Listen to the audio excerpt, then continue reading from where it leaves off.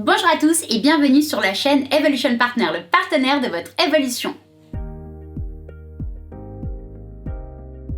Bienvenue dans ce mois d'octobre complètement fou, spécial tendance de mode automne-hiver 2021-2022. Aujourd'hui, le couturier star, c'est Céline. Céline est une entreprise française de prêt-à-porter féminin et masculin ainsi que de maroquinerie fondée en 1945 par Céline Vipiana, notamment connue pour ses sacs à main longuement reconnaissables aux maillons formant un double C.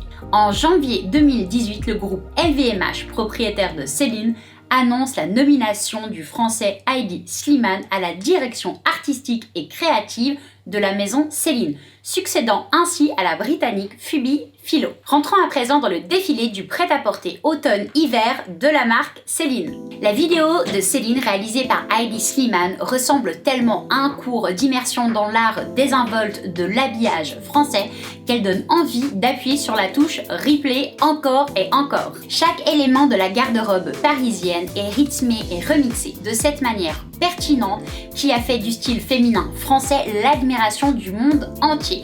Jamais exagéré mais parfaitement conscient de lui-même avec ses cheveux bons et mauvais qui semblent avoir été lavés il y a quelques jours. C'est ce don d'associer un vêtement chic qui aurait pu appartenir à votre mère ou votre grand-mère, à une veste Chanel, un manteau à chevrons trop grand, à un vêtement décontracté. De mettre une veste de tweed ou un trench coat avec un vieux jeans à la coupe parfaite.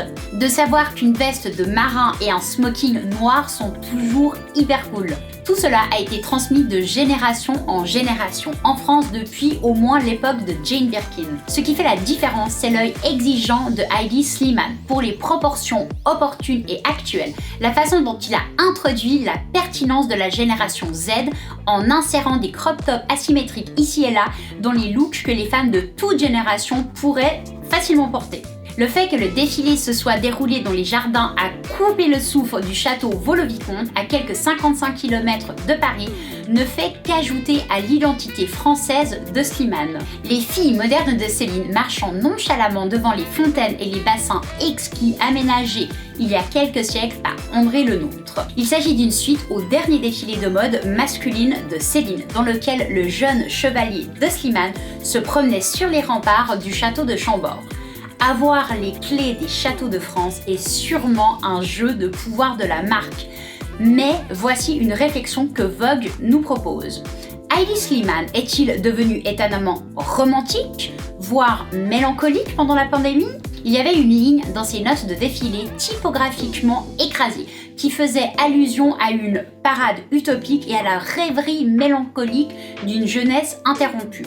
Elle suivait des citations de Baudelaire, Paul Verlaine et Arthur Rimbaud, poètes décadents et libertins de la France, éternellement connus pour exalter les excès et la douleur d'une jeunesse mal gérée. À une époque où les fêtes, les clubs, les festivals et les événements sont interdits depuis si longtemps, le spectacle s'est terminé par un passage à un scénario de conte de filles. Une jeune fille vêtue d'une crinoline scintillante, perlée à la main, se tenait debout, regardant vers le château où des feux d'artifice explosaient dans le ciel.